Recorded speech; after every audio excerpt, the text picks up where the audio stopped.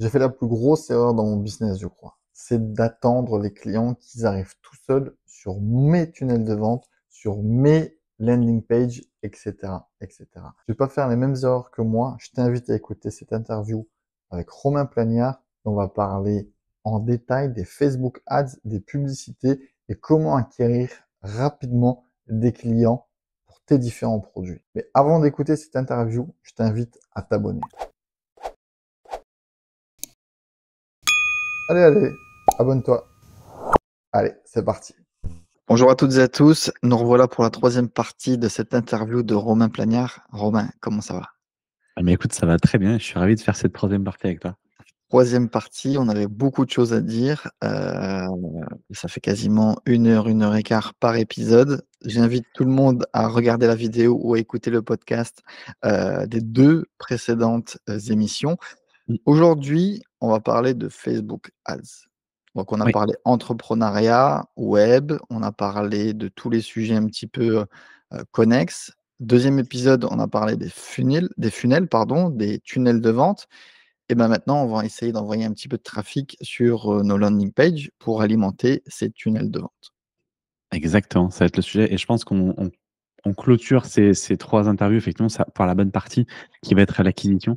Parce que c'est un sacré nœud. Ça, c'est quelque chose d'important quand on lance son business ou même quand on a un business.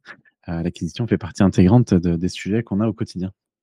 Super. Alors moi, il faut savoir que je suis une quiche en Facebook Ads depuis, je crois que je te l'ai déjà dit, mais depuis 2015, que j'ai lancé le logiciel, pour les vendeurs sur Amazon, j'ai dépensé 300 € en Facebook Ads, ce qui est Ouais. complètement ridicule. En plus, je crois que le budget était parti en une semaine, même pas, parce que j'avais dû targeter des mots comme comme Amazon ou des conneries comme ça. Donc du coup, Ouais. moi, en fait, ça a fait finito, fini. Et comme un imbécile, moi, depuis le début, j'attends en fait les clients qui arrivent tout seuls par miracle sur mes différentes landing pages, sur mes différents formulaires, sur mes réseaux sociaux, sur des articles de blog via du SEO et cetera, ou même via mes produits, que j'ai à vendre et cetera. Donc, là, le but, c'est d'aller alimenter un peu plus rapidement la machine. Exactement. Et je vais prendre un exemple, parce qu'il y a plein d'exemples, hein, mais on pourrait dire, demain, si tu es à la recherche de l'amour, tu cherches quelqu'un, c'est pas en restant chez toi et en pensant que la personne va toquer à ta porte que ça va arriver. Là, c'est un peu le cas, quoi. Tu peux avoir ton business et pas forcément l'exposer, ça peut être une erreur. À attendre que les gens, ou en tout cas que les clients viennent à toi, c'est c'est un pari osé. Je suis complètement d'accord avec toi. Donc, on rentre dans le vif du sujet. C'est quoi l'objectif d'une campagne Facebook Ads? En fait, à la campagne Facebook Ads, il y a déjà, c'est vrai que c'est important de poser cette question: quel est l'objectif? Parce qu'il y a beaucoup de gens qui vont sur Facebook pensant que c'est facile, qu'ils ont peut-être vu des pubs en leur faisant miroiter que Facebook était de la magie, que tu mets en gros 10 € dans la machine, tu en récupères 100. Si c'était le cas, ça se saurait et quoique même la potion magique serait gardée, en secret. L'objectif, en fait, dès le départ, il faut vraiment se fixer un objectif de qu'est-ce qu'on veut faire avec son business? Tu l'as dit, toi, tu attends que les clients viennent à toi. Petite erreur quand même, mais c'est un pari osé. Heu, si tu veux, dès le départ, maximiser tes canaux de visibilité, effectivement, c'est un objectif de te dire: «Bah, je vais sur Facebook Ads parce que je vais étendre, le message que je veux faire passer pour cibler et toucher un maximum de monde». Ça, c'est l'objectif, on va dire, global sur pourquoi tu vas sur Facebook. Après, une fois que tu es sur Facebook, c'est ton objectif principal, c'est quoi? Est-ce que c'est de faire connaître ta marque en mode, on va dire, trafic? Est-ce que c'est le but d'avoir des prospects ou des clients qui achètent ta formation? Voilà, après, il y a plein d'objectifs sous-jacents, si tu veux, que tu règles après sur la plateforme. Mais initialement, il faut se poser la question de dire pourquoi je vais sur Facebook? Parce qu'il y a aussi un truc, c'est qu'attention, si on dilue trop ses œufs dans plusieurs paniers, ce que je conseille, mais de maîtriser chaque source d'acquisition. Parce que j'ai OK. trop vu de personnes aller un coup sur Facebook, un coup sur YouTube, faire tout en même temps, Google Ads, tellement tout faire que déjà ça coûte de l'argent. Et de deux, bah, tu peux enfin, pas tout maîtriser, à moins d'être un expert dans chaque sujet, mais ça je Oui. doute, mais c'est difficile. Donc l'objectif vraiment principal, global, c'est de savoir pourquoi on va sur cette plateforme, quel est l'objectif derrière, pour son business, visibilité, acquisition, branding, bah, il y a plein d'éléments. Du coup, selon toi, qui doit faire de la publicité sur Facebook? Toute personne qui a un business.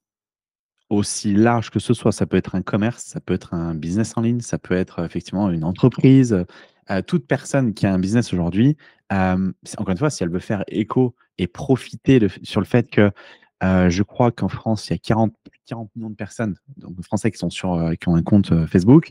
Quand OK. tu sais ça, tu sais que majoritairement parlant, ta cible, elle est au moins sur cette plateforme-là. Alors, active ou pas active, c'est un autre débat.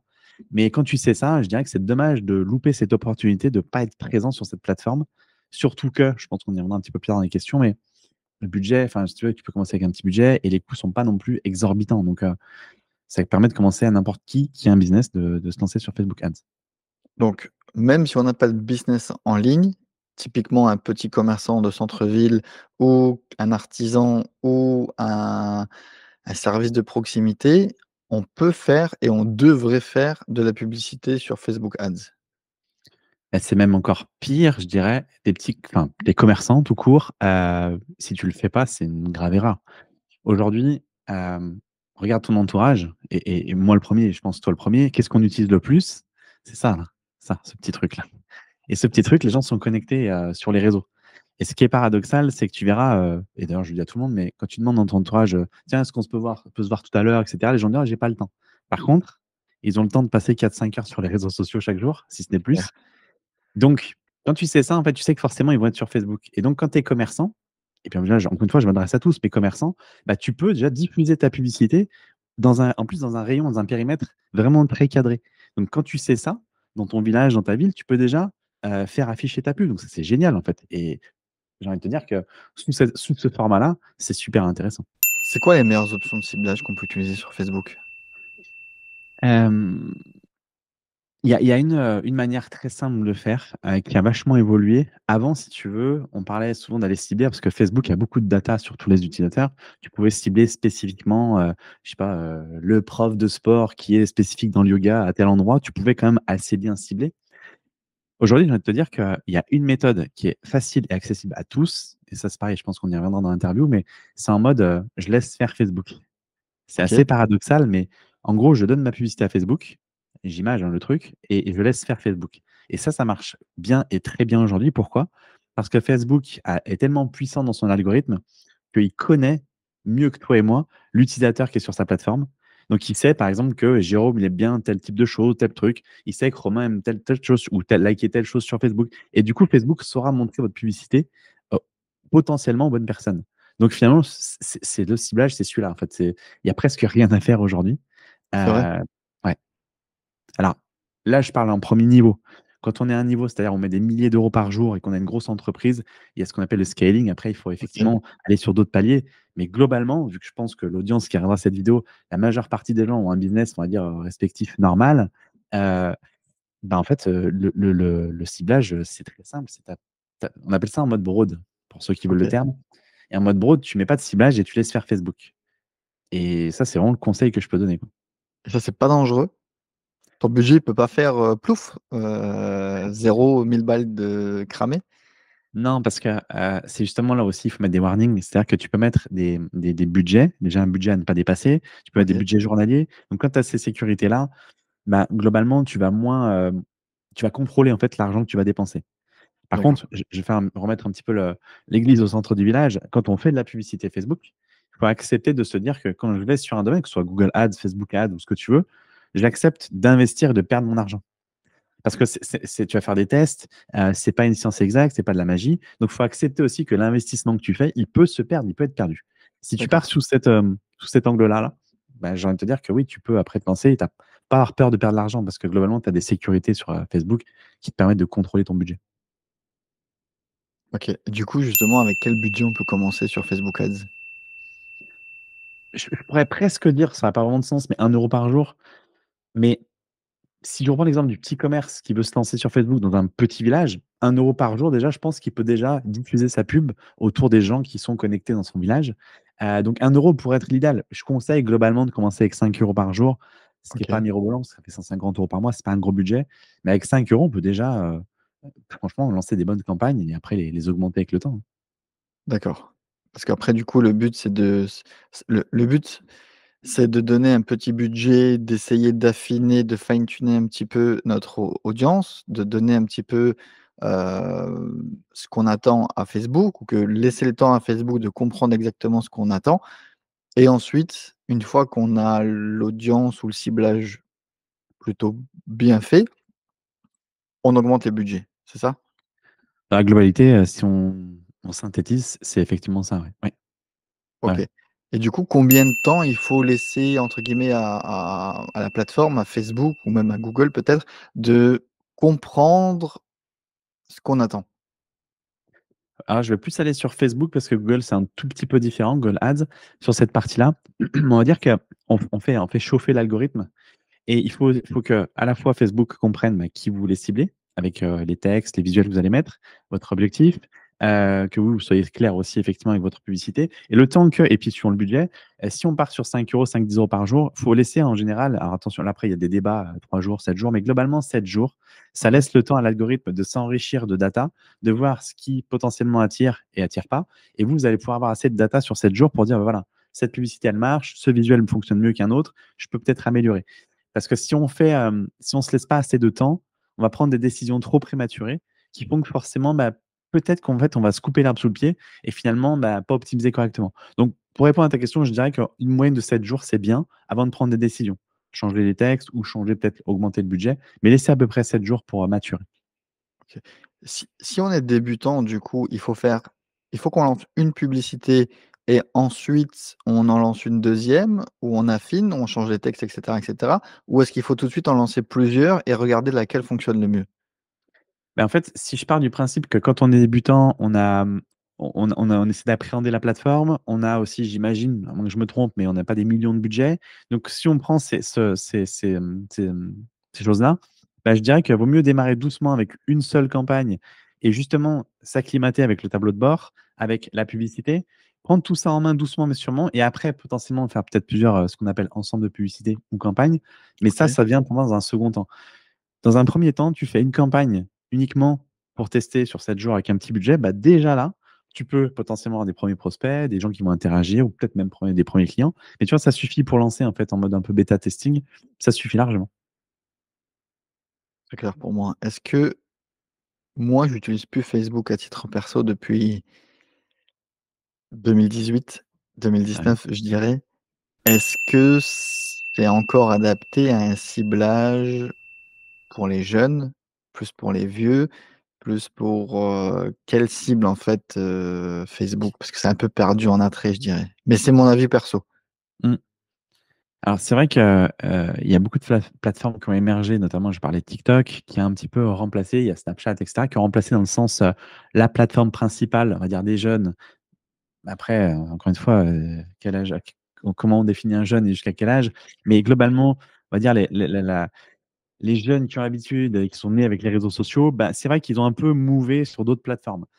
Mais et puis tu as les personnes, d'un certain âge aussi qui sont maintenant, plus sur Facebook que d'autres. Ça, si tu veux, c'est un vaste débat parce que je pense qu'en fonction de la popularité d'une plateforme, la population se déplace. Tu as eu l'époque, on va dire Snapchat à fond, puis Snapchat s'est fait doubler par TikTok qui arrive sur le marché, qui a écrasé beaucoup de plateformes et les gens se sont mis sur TikTok que Snap. Tu vois, ça bouge un peu dans tous les sens.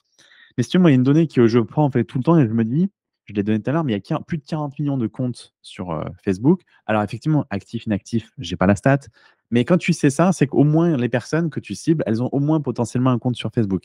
Est-ce qu'elles y sont 5 minutes par jour ou 4 heures par jour? J'en sais rien. Donc j'ai envie de te dire que si tu fais cette moyenne-là, que tu vises un public un peu plus âgé ou un peu plus jeune, ça vaut le coup de tester déjà et de voir. Parce qu'il faut savoir que Facebook a un réseau assez large. Tu peux publier sur Facebook, sur Instagram, donc déjà tu vas taper quand même assez large hein, en termes de personnes. Et puis tu as des audiences network où ils peuvent afficher ta pub sur d'autres sites. Donc globalement, je dirais que la tranche d'âge, je ne vais pas dire que ça importe peu, mais il y a encore matière à faire aujourd'hui au moment où on fait cette vidéo. Il y a encore largement de quoi faire, peu importe la tranche d'âge ou l'avatar que vous ciblez. OK. Du coup, parce que ma deuxième question, c'était, est-ce que si on commence, qu'on a un petit budget, qu'on n'a pas le temps de tout faire, et pas l'envie ou pas la force d'aller sur toutes les plateformes, est-ce que Facebook Ads est la meilleure option, ou est-ce qu'il faut plutôt aller sur du Google Ads ou du TikTok Ads ou du Pinterest Ads ou je sais pas quoi? Pour moi, Facebook est le plus simple, Parce que Google, il y a des codes à avoir et tu peux dépenser, par contre, pour le coup, plus vite ton budget parce que Google est un peu capricieux. Tu vois, moi, j'ai des campagnes en ce moment, bah, de 15-20 € par jour.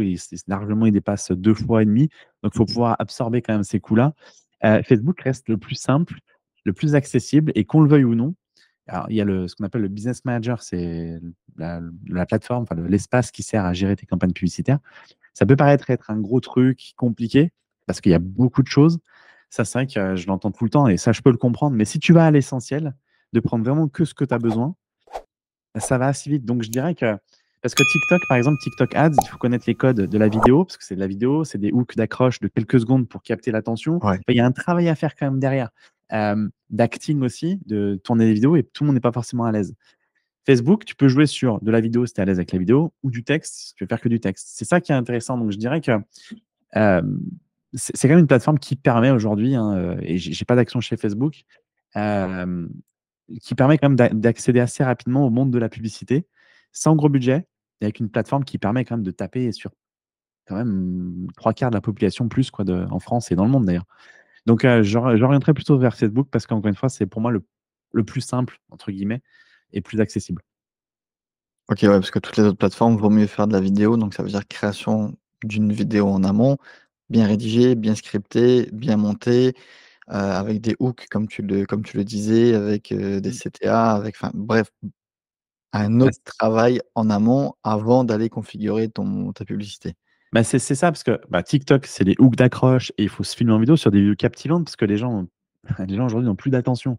Donc, pour capter leur attention, il faut aller la chercher. Donc, c'est un vrai job. C'est pas en faisant une seule vidéo de pub, à moins d'avoir un coup de chance, que tu vas faire the vidéo parfaite. Donc, ça, tu prends Pinterest, c'est très visuel. Alors, il n'y a aucun problème là-dessus. Pinterest, ça peut être sympa parce qu'il y a moins de concurrents, moins d'annonceurs. Sauf qu'il faut être très bon dans ton visuel puisque l'image va vraiment jouer et capter l'attention puisque Pinterest, c'est un réseau social visuel de trucs, enfin, d'éléments super beaux, de déco, des choses comme ça. Je globalise, mais c'est un petit peu ça.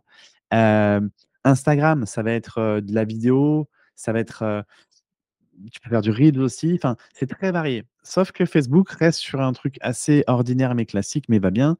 La OK. vidéo, ça peut être du carrousel ou de l'image ou du texte. Donc, ça répond plus à des standards simples, on va dire, pour démarrer.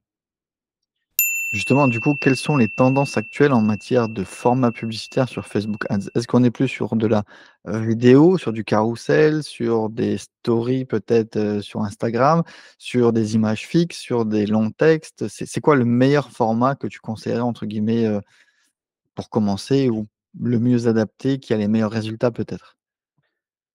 Il y a pas un malheureusement, moi, c'est mon opinion, il y a pas un meilleur format qu'un autre. La vidéo, fonctionne bien, c'est vrai, mais je l'ai vu tellement de fois sur des campagnes où des fois tu as des campagnes, images, texte qui fonctionnent mieux qu'une vidéo, suivant ta thématique, suivant la personne, suivant comment toi tu passes en vidéo aussi. Enfin, il y a plein de paramètres à prendre en compte. Donc la vidéo fonctionne quand même bien, mais j'ai envie de te dire, c'est de plutôt tester ce sur quoi déjà tu es à l'aise de faire, parce que tu peux avoir un beau visuel avec un super texte, ça suffit amplement. Maintenant, il y a un format qui commence à sortir et émerger parce que les gens connaissent. Tu sais, c'est le format TikTok vidéo où tu as sous-titré avec les sous-titres qui apparaissent. Oui, Tu peux lire en fait ta vidéo et en format 9/16e. OK. Ça marche pas trop mal parce que c'est un format TikTok, c'est un format Reels, c'est un format Reels Facebook. Donc les gens commencent déjà à connaître ce format-là. Donc je dirais que pour avoir vu des pubs, moi j'en ai pas testé parce que c'est pas mon format que j'apprécie, mais pour avoir vu des pubs sous ce format-là, il y a pas mal d'interactions, de commentaires. Donc je dirais que ce format peut être sympa. Mais encore une fois, c'est de se poser la question sur quel format vous êtes à l'aise et de le tester. Et de voir après, avec Facebook, quel est l'emplacement, j'ai envie de dire, qui marche le mieux et de s'adapter. Si tu vois que l'emplacement, c'est les stories, enfin les Reels ou les stories qui marchent bien, alors adapte ton format à 9/16e au format story ou Reels. OK. Donc, ouais, je dirais ouais, de s'adapter, mais d'abord d'y aller sur un format qu'on apprécie. Parce pour moi, il n'y a pas un format qui marche plus qu'un autre. C'est clair. Je pense aussi que du coup, il y a pas de solution unique. C'est en fonction de ton business, en fonction du format que tu es à l'aise aussi. Si tu es Ouais, pas à l'aise en vidéo, ça va se voir, donc vaut mieux faire une image fixe ou, autre chose. exact. Heu, on peut pas uniquement faire du son, de l'audio, ça n'existe pas ça? Ça fait le mec qui veut se cacher cacher Non, mais derrière j'en son sais rien écran. parce que tu vois, je le vois souvent en fait, si tu es pas à l'aise en vidéo, fais une image et cetera ou fais du texte. Mais du coup, en fait, je viens d'avoir l'idée, enfin, parce que du coup, il y a une plateforme qui nous permet de faire juste du son. de parler comme ça dans un micro et d'envoyer comme à la radio, quoi, j'ai envie de te dire. Ouais. Ouais, peut-être que c'est un projet à lancer, mais à ma connaissance, déjà sur Facebook, je sais que ce n'est pas possible. Je connais pas de plateforme qui fait ça. Hem, Après si je devais retranscrire en mode Facebook, je dirais: «Fais l'audio, retranscris en texte pour faire ton texte dans la pub et après la vidéo, tu peux la l'image, tu peux générer une image, avec, OK. ChatGPT ou une banque d'images». Mais spécifiquement de l'audio, mettre en avant l'audio, à part les plateformes de, je crois Ocha et compagnie, là, de podcasts qui Ouais. commencent à le faire, j non, sur Facebook, c'est pas possible. C'est vrai que de plus en plus maintenant, il y a le format, podcast et Mmh, du coup, en fait, tu peux aller vite mettre alors je sais pas du tout combien ça coûte de financer un podcast ou de mettre une publicité sur un podcast, mais c'est vrai que ce format arrive de plus en plus et du coup, bah, là, on parle vraiment de uniquement d'audio, quoi, donc mmh. ouais. Ils sont en train Comment de le mettre abord en place justement, pardon, excuse-moi, mais ouais. dis-moi? Non, ils sont en train de le mettre en place sur, je crois, Ocha, enfin les plateformes de podcast sont en train justement de mettre en place le fait que tu pourras mettre un peu d'argent pour mettre en avant ton audio, OK, dans cool, leur plateforme. Donc voilà. ça, c'est top. Mmh.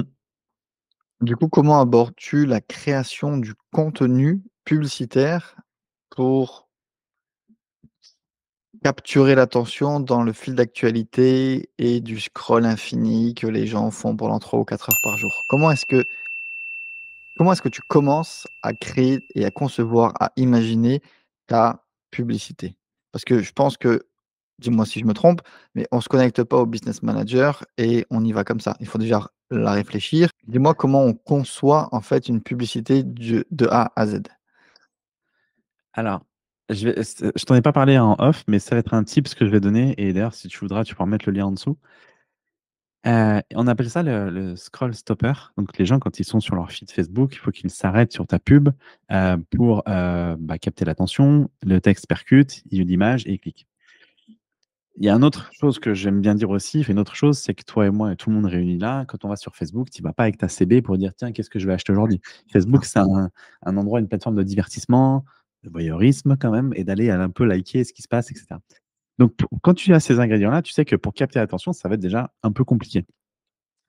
La publicité, effectivement, ça se prépare en amont sur le texte que tu vas mettre, comment tu peux accrocher, quelle est l'accroche que tu peux faire à ton avatar pour qu'il vraiment se sente, aspiré, absorbé par ta pub. On se serait fait cette interview il y a 1 an ou 1 an. Je t'aurais dit: «Bah, je prépare mon texte, je réfléchis à mon avatar, ça prend du temps». Aujourd'hui, 5 minutes, montre en main, top chrono, je te dirais que la pub, elle peut être faite avec, ChatGPT. OK, Heu, D'ailleurs, pour ça que je te dis, j'ai un tips à partager. C'est pour ceux qui veulent et si tu OK, je te passerai un lien. J'ai un GPTs que j'ai fait sur, ChatGPT et en fait, qui te permet de créer ta pub et aujourd'hui, moi, je fais que ça. Alors peut-être que je vais me faire huer, mais je m'en fous. Ma pub fonctionne, mes 2 pubs fonctionnent très bien et j'ai mis franchement mon montre en main, allez, 5 minutes même pas pour faire les textes, allez et puis peut-être 7 minutes pour faire les visuels parce qu'il faut que je cherche des images. Mais pour dire qu'à quel point ChatGPT, t'aide. Heu, donc le processus d'aller chercher ton avatar, d'aller, la phrase d'accroche qui peut être sympa, qu'est-ce que je pourrais mettre et cetera. Bah, je vais avouer que ChatGPT t'aide quand même pas mal. OK, Donc aujourd'hui, c'est assez simple et assez facile de créer une publicité. Donc, je vais rebondir là-dessus, mais quand on me dit: «Oui, je suis pas copywriter, puis je sais pas écrire ou je sais pas ce que mon client cible, quelle est la pertinence des phrases et cetera, qu'est-ce qui pourrait impacter?» On peut plus dire ça aujourd'hui parce qu'avec ChatGPT, tu as la solution. Donc je mettrai tu mettras si tu es OK le GPT et bien les gens sûr. vont juste cliquer, puis après ils peuvent rentrer dans le truc. Ça va leur aider à créer une pub et montre en main, franchement 5 minutes après, vous avez votre pub. Voilà comment je fais aujourd'hui, tout simplement. Je prends plus la OK. tête. Ouais. Bon, bah, écoute, nickel Mmh, et du coup, quel est enfin, combien de temps tu as mis à créer ce GPT? Parce que tu dis qu'en 5 minutes, tu fais ta pub, mais mmh, d'abord, il y a eu quand même une réflexion sur le GPT, enfin, sur le ouais. GPT et est-ce qu'il y a dans le prompt que tu lui as donné, est-ce qu'il y a des choses que tu peux «partager» entre guillemets ou est-ce que c'est top secret? Non, non, non, il y a pas de top secret, c'est que ouais, je vais partager ça, en fait. Si tu veux, moi, tout le processus que j'avais avant, c'était de réfléchir effectivement à mon avatar, c'est important et après quelles étaient, en fait, si tu veux, je vais synthétiser, mais ses douleurs principales, c'est bateau, mais pourtant c'est très vrai et en fonction de ces douleurs principales, ça permettait d'avoir une phrase d'accroche, puis après je déballais mon argumentaire, si tu veux. Donc après, c'est de la rédaction, du copywriting plus précisément et si tu veux, je suivais simplement un format marketing.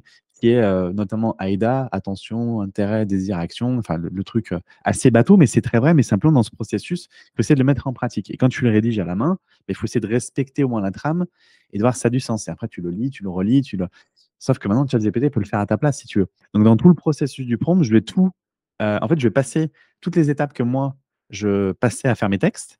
Je lui ai intégré dedans, dans son GPTs, et du coup, je lui ai demandé de faire la même chose. Simplement, lui, il me régurgite les questions dont il a besoin. Je réponds à ces questions et après, il me formalise tout ce qu'il faut. Et ce qui est puissant, c'est qu'il va quand même m'aider sur mon avatar. Il le connaît aussi bien, voire des fois même mieux que moi. Et là, c'est là en fait où c'est pertinent. Donc, il va me sortir des mots, des phrases. Alors, bien sûr, il y a des choses à revoir des fois, hein, c'est pas 100% juste. Mais globalement, ça nous oriente quand même pas mal. Donc, de lui avoir, en fait, d'avoir pris mon système et de l'intégrer dans GPTs en prenant le marketing, hein, tout basiquement parlant, bah, ça aide à aller plus vite. Donc, ça, c'est pratique. C'est un gain de temps absolu, hein. Ça, on va pas se le cacher. OK, donc si je résume, le ciblage, on le confie à Facebook, on s'en occupe pas trop. Mmh. On prend ton GPTs pour créer la publicité en elle-même, le Ouais. copywriting, peut-être l'image ou non, Mmh. l'image, on va sur une banque d'images ou Oui, oui. Si tu ou as, ce ouais, qu'on exactement. veut et c'est terminé. Bah, en fait, ouais. Ouais. D'accord. En Donc, gros, il y a aucune excuse à pas faire de Facebook Ads si on a envie de faire du Facebook Ads. ouais. Donc, Mais comme tu l'as dit précédemment, est-ce que du coup, tu vois quelqu'un, un type d'activité ou une personne qui ne devrait pas utiliser Facebook Ads ou la publicité en général? mmh, je vois pas un type de personne ou un type de métier ou une typologie de personne ne pas utiliser Facebook Ads. Le seul conseil que je peux donner, sur lequel je pense que je reviendrai peut-être à la fin de cette vidéo, c'est à une personne qui est trop émotionnelle avec l'argent. Ça sort un peu du contexte, mais c'est très vrai. Je lui conseille pas d'aller sur Facebook Ads. Parce que quand tu es émotionnel avec l'argent, tu vas prendre encore une fois des décisions qui vont pas être forcément bonnes. Parce que tout ce que je dicte là, laisser Facebook faire au niveau de l'audience, créer des textes avec GPTs, jusque-là, on va me dire: «C'est cool Romain, mais du coup, où est la difficulté?» Il y a toujours quand même des difficultés, c'est pas aussi simple que ça dans le sens où tout ce que je vous dis là, ça permet de lancer sa pub vraiment là en une demi heure chrono, vous la faites. Sauf que derrière, il faut gérer le budget, il faut après scaler, voir ce qui marche pas, améliorer, affiner. Et pendant ce temps que vous faites ça, vous perdez enfin, il y a de l'argent qui est dépensé. Et c'est pour ça que globalement, il y a pas un type de métier, je dirais que tout le monde peut aller sur Facebook en ayant bien un objectif principal défini, mais derrière, c'est ne pas être émotionnel avec l'argent. Si vous savez que vous avez un souci d'émotion avec l'argent, ça va vous poser problème parce que vous n'allez pas forcément utiliser Facebook Ads comme, à son plein potentiel. Donc c'est plus sur cette partie-là que je pointerai du doigt qu'une typologie de métier, de corps de métier, parce que globalement, tout le monde a sa place. Si tu as encore une fois un objectif bien clair et défini par rapport à ton business. Ouais, tout à fait. Est-ce que du coup, c'est un petit peu la même philosophie que d'aller dans un casino avec la CB, plutôt que d'aller au casino avec juste, 200 € dans la poche et quand tu as fini, c'est fini, tu pars? Mmh. Plutôt que de se dire: «Non, la prochaine je vais gagner. Non, la prochaine je vais gagner. Non, la prochaine je vais gagner». Ouais, l'analogie est bonne, c'est exactement ça. Si tu sais pas, effectivement, si déjà tu définis pas un budget, mais surtout que tu te laisses aller sur le budget à dépenser parce que tu te prends au jeu. Le truc, c'est que tu peux te prendre au jeu sur Facebook, mais il faut bien mesurer ce que tu es en train de faire et d'améliorer. Si tu fais comme au casino, tu as l'excitation et tu joues sans trop savoir ce que tu fais, mais tu joues parce que tu es excité par l'appât du gain. Si tu joues sous cette forme-là sur Facebook Ads, ouais, tu vas avoir du mal à y arriver et tu vas plus perdre d'argent qu'autre chose. Sauf que en retour, heu, tu vas en fait, ne plus vouloir être sur Facebook Ads. Je vais faire un petit parallèle, il y a pas très enfin, maintenant il y a peut-être 3 ans, il y a un mec qui m'appelle, alors je sais même pas d'où il sortait ce mec, il m'appelle et il gueulait au téléphone parce qu'il avait perdu de l'argent sur Facebook Ads et il m'avait un peu gonflé, j'avoue et en fait, posément, j'arrêtais pas de lui dire: «Oui, mais» parce qu'il me dit: «J'ai perdu 2000 balles, 2000 balles». J'ai dit: «Mais ça veut rien dire ce que tu me dis, c'était quoi l'objectif?» Il a jamais su me répondre à toutes ces questions. Qui tu cibles, ton objectif et en fait, le mec, il s'est cru au casino, je pense. Et ça effectivement, ça, c'est une chose à pas faire. Ça vraiment, c'est si tu veux te dégoûter des ads et de Facebook, faut aller dans ce sens-là, mais c'est pas le but. Donc vraiment de maîtriser encore une fois ses émotions par rapport à l'argent, c'est pour moi même presque the conseil numéro un avant de se lancer au-delà de l'objectif. Parce que ça peut aller assez vite, même si on sait que c'est que 5 € par jour, c'est bien. Mais pour certains, 150 € par mois, c'est peut-être beaucoup. Ça peut après aller vite. Imagine, tu oublies de déclencher, de stopper tes pubs, ça continue. Sur 2 mois, 3 mois, je te laisse faire le calcul. Ça peut être un petit billet même assez gros billets pour certains. Donc, faire attention et ça peut aller vite. Donc, au final, maîtriser ça, c'est déjà un bon premier pas de fait sur Facebook Ads. Du coup, transition parfaite, c'est quoi les KPI et les indicateurs clés de performance ou les indicateurs qu'il faut suivre pour bien gérer sa campagne, bien surveiller et ne pas se dire, «Tout roule» alors que c'est une catastrophe? Mmh, c'est vrai. Alors, le premier indicateur, c'est pas vraiment un indicateur, c'est quand même une vérification à faire. C'est que le pixel, alors le pixel, aujourd'hui, le pixel, il est un peu obsolète, il commence à être obsolète, mais que le pixel et la clé API soient bien installés. Clé API, c'est quoi? C'est pour traquer les actions qui sont faites sur vos campagnes, qui vont remonter à Facebook pour que Facebook puisse savoir, en fait, quels sont le fruit des actions du trafic qu'il vous a envoyé. Donc ça, c'est la première chose. C'est pas vraiment un indicateur, mais c'est quand même un élément à surveiller que vos trackers soient bien installés. Ensuite, alors, je ne vais pas rentrer forcément trop dans le détail, mais je vais donner un petit peu dans l'idée, c'est de surveiller ce qu'on va appeler le CPM, c'est le coût pour 1000 impressions. En gros, combien ça vous coûte pour que Facebook affiche, je dis bien affiche, votre pub auprès de 1000 personnes. Donc, c'est-à-dire que le flux de 1000 personnes, il y a votre pub qui va apparaître. Combien ça vous coûte pour que Facebook aille chercher ces gens-là? Si vous êtes sur une niche très, très, très, très spécifique, ça va vous coûter assez cher, puisque pour aller chercher les bonnes personnes, ça va être difficile. Si vous êtes sur une niche un petit peu plus généraliste, en tout cas sur lequel il y a quand même pas mal de monde, ça va logiquement vous coûter moins cher. Sauf que s'il y a beaucoup d'annonceurs en même temps, bah forcément, bah, le fait que votre pub s'affiche, ça va peut-être vous coûter un peu cher. Donc, c'est de surveiller déjà le CPM. Grossièrement, 8-10 euros, c'est une moyenne, on est bien. Après, il y a une autre donnée importante à prendre en compte, c'est ce qu'on appelle le CTR. Le CTR sur le lien.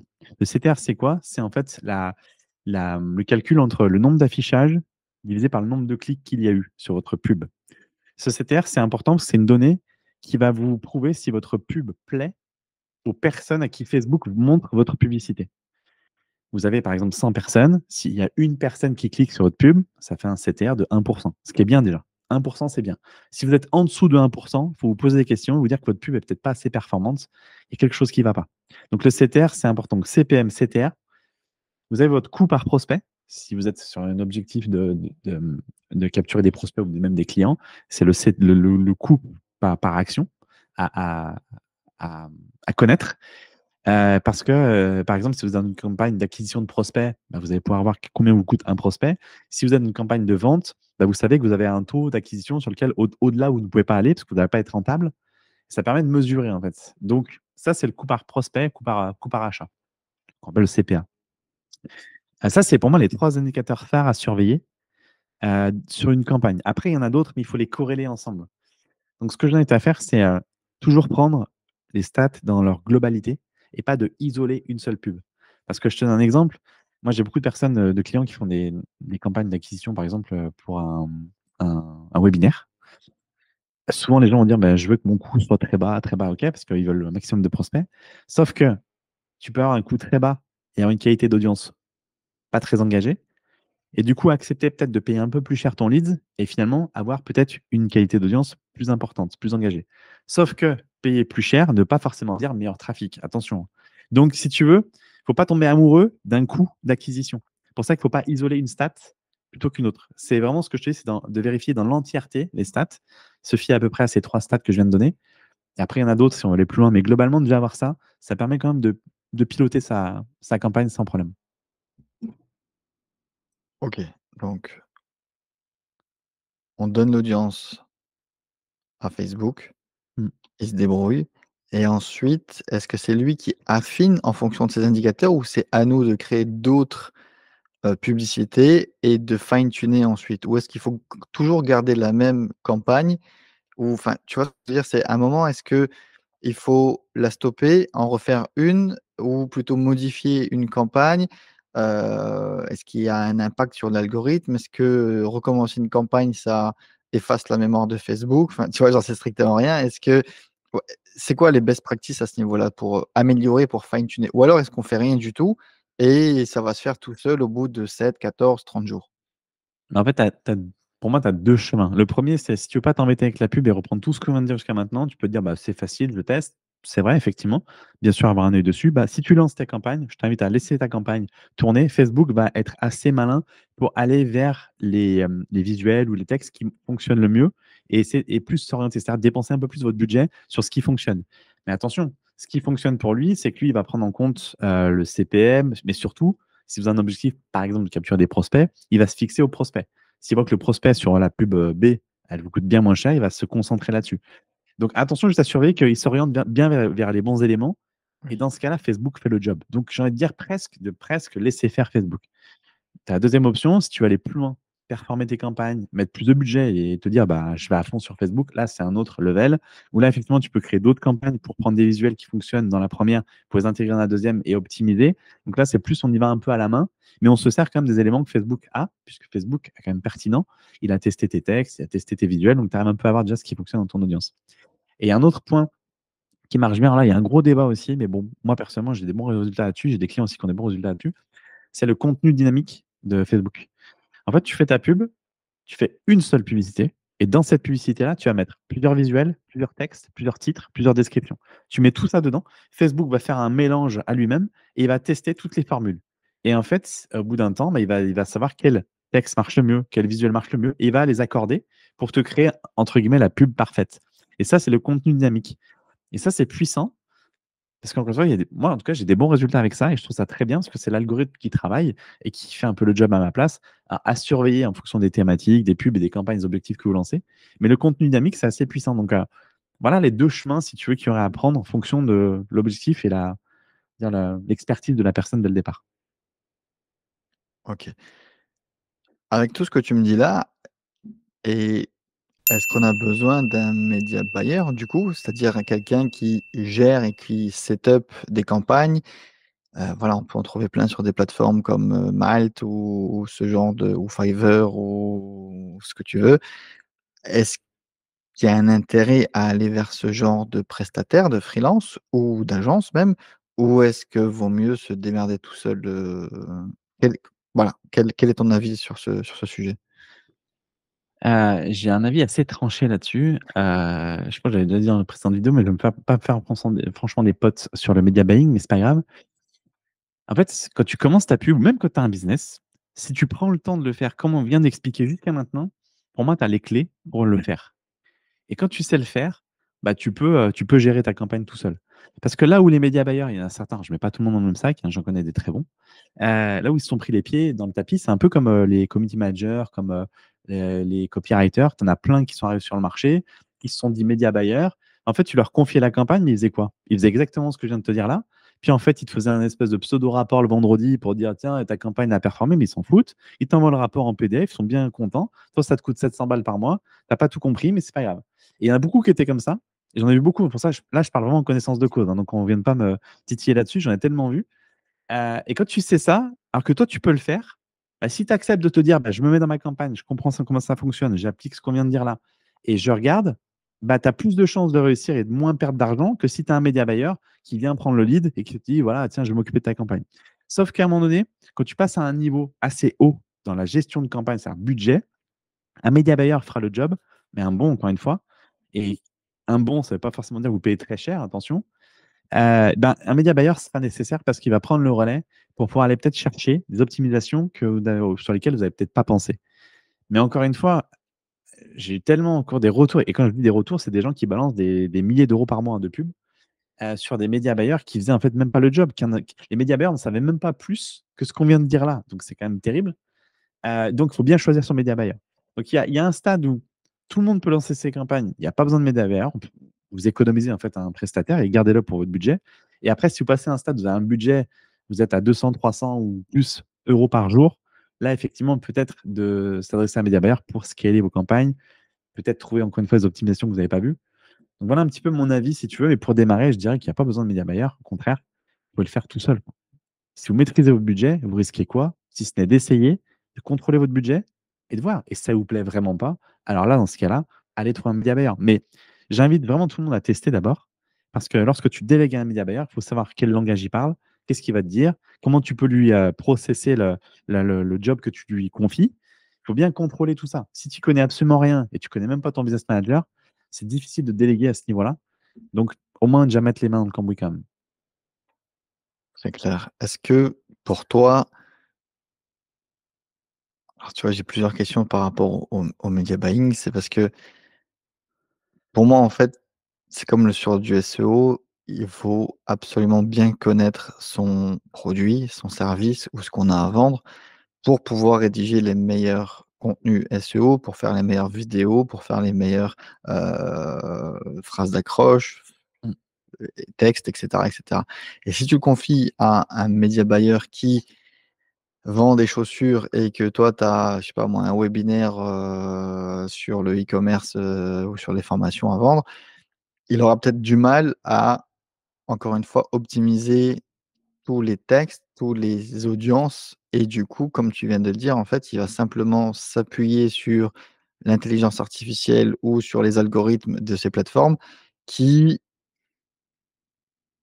bah, qui sont à ta portée de main, j'ai envie de te dire et juste en mettant un petit peu les mains dans le cambouis, tu peux faire aussi bien, voire beaucoup mieux parce que tu connais toi-même ton produit Mmh. ou ton service et à quoi ça sert. L'autre réflexion que j'ai, c'est alors en tout début d'interview, j'ai dit que j'avais dépensé moi-même 300 balles, sur de la publicité, mais une fois dans l'année, je me dis qu'il faut que je fasse, de l'Ads. Du coup, je contacte, des médias buyers et je fais des calls avec eux ou j'ai juste des échanges par email, le plus souvent. Ouais. Parce que j'ai vraiment envie de trouver entre guillemets «la perle rare» qui va me faire le job, parfaitement et que quand je vais injecter 1 € dans la machine et ben, ça va faire jackpot. Je t'avoue que je l'ai jamais trouvé, premièrement. J'ai peut-être mal cherché, hein, bien Ouais. évidemment. Mais il y a une question qui revient très, très, très, très, très souvent dans ces échanges et dans ces discussions, c'est: «Quel est mon budget?» Oui. Moi, je leur dis, voilà, mon budget, il est limité. Si je mets 1 € dans la machine et que tu m'en sors 2, Mmh. je suis no limit. Ouais. Tu vois ce que je veux dire? Oui. Donc et alors qu'eux, ils s'attendent, je pense, à un budget de 100, 200, 500, 1 000 ou 5 000 € par mois. Derrière, ils vont se prendre un fees sur le montant du budget le plus souvent Mmh. et c'est ce genre de discussion un petit peu qui me dérange parce que je me dis: «Bah, c'est juste une presta. Pourquoi est-ce que ton service devrait être corrélé par rapport à mon budget?» Non, juste mon budget permet ou permet pas d'aller sur certaines niches. Parce qu'il y a des comme tu l'as Oui. dit, des CPM et des CTR qui permettent enfin, tu vois? Si tu veux faire de l'Ads, dis-moi si je me trompe, hein, mais si tu veux faire Ouais. de l'Ads sur de l'assurance, il va falloir sortir le portefeuille. Ouais. Parce que sinon, même avec de l'Ads, tu vas être dans les abysses, des enchères Ouais. et du coup, tu seras jamais affiché et du coup, ben, tu dépenseras rien, mais tu seras non enfin, ça sert strictement à rien. Du coup, le budget pour moi, il sert uniquement au prestataire à savoir combien il aura à la fin du mois et c'est une problématique, je pense. J'ai le même, point de vue que toi et j'ai le même point de vue que toi et beaucoup de médias bailleurs fonctionnent comme ça et moi ça me dérange parce qu'en fait, ils te disent effectivement ça. Alors si tu veux les reprendre à leur jeu, tu leur dis: «Bah, en fait, non, si ton service est bon, je mets un, tu me rapportes 2, bah, j'ai pas de budget, enfin c'est limité, bon on continue à vie ensemble». Sauf que dans les faits, ça fonctionne effectivement pas comme ça parce que, ils vont te proposer effectivement une prestation. Alors globalement, à peu près, j'arrondis, mais c'est environ 1 000 € pour gérer ta campagne sur le mois. Sauf que derrière, c'est qu'une presta, comme tu dis, le mec derrière faut ou la nana, il faut qu'elle soit vraiment, impliquée au truc, qu'elle comprenne ton univers, qu'elle s'imprègne dans le sens où elle te fait quasiment des messages tous les jours pour dire: «Tiens, attends, bah, Jérôme, tiens, on pourrait modifier ce visuel» et cetera. Chose que c'est rarement le cas et comme ils sont encore une fois, je mets pas tout le monde dans le même panier, mais comme il y a beaucoup qui sont pas vraiment impliqués avec ton projet et qui cherchent à avoir plusieurs prestataires. Pourquoi? Parce que ça, c'est encore une fois le chat qui se mord la queue. Sur internet, tu as des gars qui te vendent des formations pour devenir SMMA, donc monter ton agence, de marketing. Facile, hein, le doigt dans le nez. Tu prends plein de clients, tu leur fais des ads et tu atteins la fin du mois, tu encaisses ton chèque. C'est ce qui est enseigné dans ces trucs-là et ça, c'est bidon parce qu'en fait, ouais, tu vas peut-être prendre à l'arrache de l'argent à des commerçants ou des gens qui connaissent rien, mais concrètement, si tu un petit peu formalisé à ça, ouais, c'est de l'argent où il faut que le mec s'inclue, quoi. Enfin, en tout cas, quand je dis mec, c'est mec nana, s'inclue vraiment dans ton business pour vraiment, y aller. Un média buyer aussi, faire très attention, c'est que si tu as un service, je dis une connerie, mais tu vends un service à 10 balles, 20 balles, un petit produit, bah, tu as intérêt à en faire des ventes pour absorber et le budget pub et le budget du média buyer. Quand tu sais ça, c'est un calcul à faire. Si tous les mois, ton média buyer te coûte, et moi j'ai déjà vu des média buyers qui montent jusqu'à 2 000, 2 500 par mois, que tu dois payer ton média buyer plus derrière vendre des produits, si tu ne vends pas du high ticket, ça devient chaud. D'ailleurs, c'est même quasi impossible. Donc, il faut déjà aussi mesurer à quel moment le média buyer peut intervenir. Et tu en as qui vont plus loin encore. Média buyer, ils te prennent un fees donc, de départ. Donc, tu vas payer un plafond au départ. Setup? Qui est Ouais. déjà... Comment? Un setup? Ouais, un setup. Et puis, en fait, ils te prennent un mensuel aussi, hein. Ils te prennent un mensuel, gestion de campagne. Et en plus, ils te prennent un pourcentage sur ton chiffre d'affaires généré. Alors ça, c'était fort. Quand j'ai vu ça, je me suis demandé, mais en fait, à quel moment tu baisses le froc? Parce que là, tu n'as plus rien. Il est marrant, non? Il est grand. Et il y a quelque chose qu'on oublie de préciser quand même. C'est important, Eddy. C'est pour la pipe. C'est à quelle heure? Pardon? À quelle heure je te suce? Et à la fin, il te reste plus rien. En fait, tu bosses pour la gloire. Parce que si on compte ça, et après, je te parle même pas des charges, des impôts qui vont derrière, tu te retrouves, en fait, si tu n'as pas une bonne marge de départ, tu es mort, hein. Et ça, je trouve que l'idée est bonne dans le fond, sauf que tu peux pas prendre un pourcentage sur un chiffre d'affaires généré parce qu'il faut déjà identifier que le chiffre d'affaires vient uniquement de la pub Facebook. Ça, c'est très difficile à acter. Et puis, certains prennent sur le bénéfice généré. Alors ça encore, c'est différent. Je trouve ça pas mal. Sauf qu'ils prennent tous les mois fixe plus un pourcentage. Donc au final, tu es le roi du pétrole parce que la campagne, elle marche pas trop. J'ai quand même 1000 balles que ton moi ou plus. Et de l'autre côté, ça marche. Je prends 10% ou 20% sur le chiffre d'affaires généré. Ah ouais, tu m'étonnes.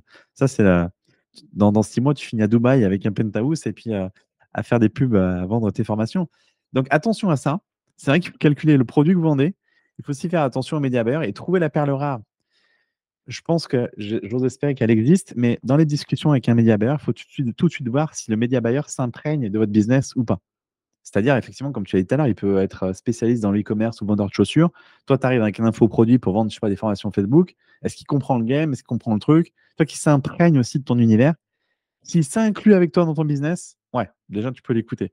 Si le mec, il est juste là pour te vendre sa presta, parce que c'est une presta et point barre, ouais, je viens de te dire, il faut fuir. Est-ce que du coup, on peut faire de la publicité sur n'importe quoi? Tous les Ouais. produits. Est-ce que parce que tout à l'heure, tu parlais justement de petits produits qu'il va falloir en vendre des tonnes. Est-ce que Mais du coup, les produits, je sais pas, à moins de 10 balles, il faut pas faire d'ads dessus? Est-ce que c'est uniquement sur des produits qui ont une marge de supérieure à 25? Est-ce qu'il y a des produits ou des services qui ne sont pas du tout, dans la cible de Facebook, à savoir la thématique? Est-ce que, je sais pas moi, si j'ai des sextoys à vendre, est-ce que je peux les vendre sur Facebook? Est-ce que, si j'ai des services de gambling, de poker, de jeux en ligne, je peux faire de la publicité sur Facebook? Est-ce que si j'ai des couteaux, japonais, je peux faire de la publicité sur Facebook? Dis-moi un petit peu, enfin, parle-moi un petit peu de tout ce qui est possible et non ou non sur cette plateforme et ce que toi tu recommandes. alors, ouais, je vais te parler de 2 sujets. Le premier, c'est effectivement, même si vous avez un petit produit à vendre, Facebook peut s'y prêter. Il faut avoir un paramètre en tête et ça, il faut absolument le garder. Tout à l'heure, je parlais de l'émotion avec l'argent. Là, il faut avoir aussi la notion de ce qu'on appelle lifetime value. C'est-à-dire que quand tu vends un produit 10 euros, 100 euros, 10 000 euros, peu importe en fait, quand tu fais de la pub, il faut savoir aussi une chose, c'est que le client ou le prospect qui est dans ton tunnel, il ne va pas acheter tout de suite. Parce que, comme je disais tout à l'heure, c'est pas que tu mets un et ça te rapporte 10. Si c'était tout le temps comme ça se saurait. Ça peut être un aujourd'hui, ça va te rapporter 10 sur les 6, 8, 12 prochains mois. Ça, c'est OK. Et ce qu'on appelle lifetime value. Et la lifetime value, en fait, derrière, c'est de calculer le coût d'un prospect dans ta base, qu'est-ce qui te rapporte à long terme. Donc, si tu veux un produit à 10 euros qu'il n'a pas acheté tout de suite, peut-être qu'il l'achètera plus tard, comme un produit à étiquette. Donc, il faut vraiment surveiller ça pour dire que ta campagne fonctionne ou ne fonctionne pas. Il faut avoir un recul nécessaire. C'est pour ça que, je reviens là-dessus, sur le budget que vous dépensez, si on prend 150 balles par mois, donc 5 euros par jour, si on prend un point de recul, c'est pas énorme. Par contre, il faut avoir l'objectif de pousser beaucoup plus loin. C'est de se dire que ma campagne, je vais la faire chauffer et je vais y aller pendant 6 mois. Donc, tu fais 6 fois 150, ça fait un peu moins de 1000 balles. Il faut que tu investisses 1000 balles avant peut-être d'avoir un retour sur investissement parce que les gens n'ont pas acheté tout de suite. Il faut avoir en tête qu'ils ne les achèteront pas tout de suite. Donc, il faut rentabiliser après. Après, ça inclut d'avoir un super tunnel, chose qu'on a parlé dans la dernière vidéo, que j'en ai d'avoir la dernière, avant-dernière vidéo qu'on a faite, d'avoir un bon tunnel pour justement avoir une lifetime value importante.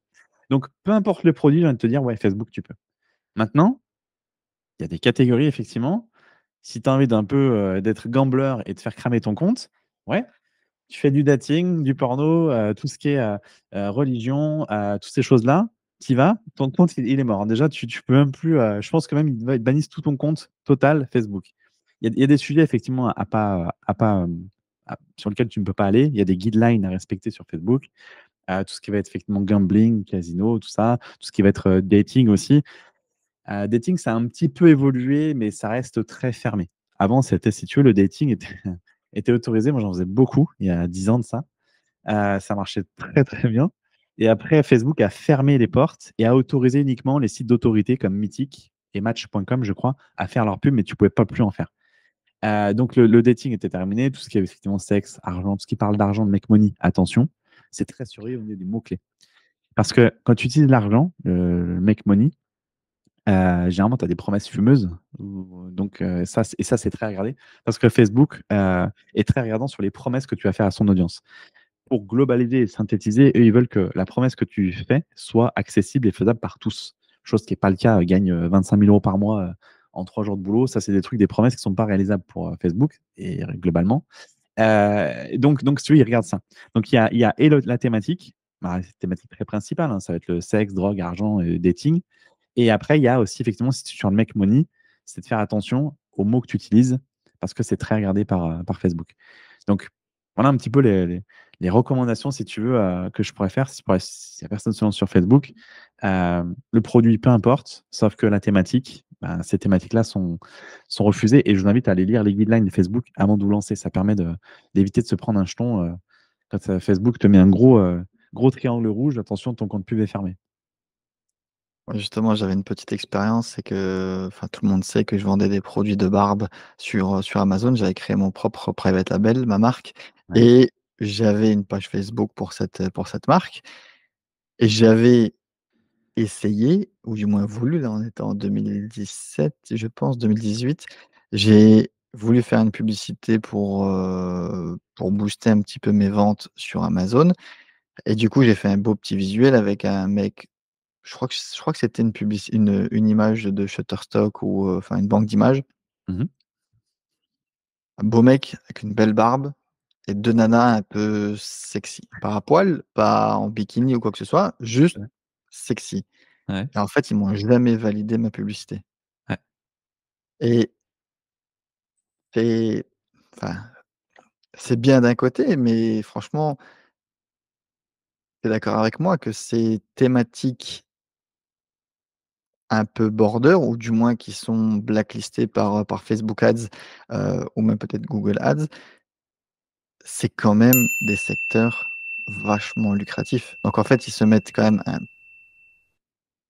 coup de fusil dans le pied, je dirais, Ouais. parce que si jamais ils ouvraient ces thématiques, ils récolteraient des milliards d'euros tous les mois. Ah, ça serait Quel est leur, intérêt à faire ça, du coup? ça serait aussi, je pense, vite le bordel. Parce que dès que tu ouvres un peu les vannes, en plus sur ce secteur-là, il y a beaucoup de petits malins, ça irait très vite. Et je pense ils font bien d'être parfois un peu trop puritains. Et quand ça les arrange aussi, parfois ils ne le sont pas assez parce qu'en fait, paradoxalement, bon, c'est pas de la pub, mais tu peux voir des vidéos de mecs qui sont en train de se suicider ou de fumer un mec en direct sur un live. Ça, malheureusement, c'est des choses qui sont euh, sur la plateforme qu'ils essaient de contrôler, mais c'est pas forcément simple. Donc, dans la pub, je pense qu'ils ont serré les vis justement pour éviter que ce soit aussi tout et n'importe quoi.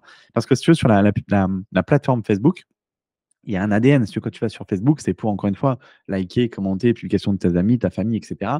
Si en plein milieu, tu es en train de surfer, tu es avec tes gosses ou je sais pas, et tu as, j'extrapole, mais deux nanas à poil sur un visuel, ils veulent pas effectivement ça. Ils veulent que ce soit uniformisé, que ce soit. Donc, je pense que mettre la vis, on serre un peu la vis sur des secteurs un peu, parfois, peuvent être borderline, je comprends. Mais après, le truc, c'est que parfois, ils vont un peu trop loin. Comme tu dis, tu as un visuel. Même j'ai eu écho, enfin, j'ai une cliente à qui c'était arrivé, c'était un visuel où la nana était, je crois, en maillot de bain, mais un truc vraiment, tu vois, une pièce, classe, même pas sexy, mais classe, bah, ça avait été refusé parce que nudité. Donc, à quel moment tu vois de la nudité là-dedans? Ça, je trouve que c'est un peu paradoxal. Le puritanisme américain, est-ce qu'il est adapté en France? Je sais pas trop. Mais ce qui fait que ça ferme parfois des portes. Mais après, oui, s'ils ouvraient sur un peu plus de nudité ou, je sais pas, de rencontres ou des choses comme ça serait peut-être vite le bordel aussi.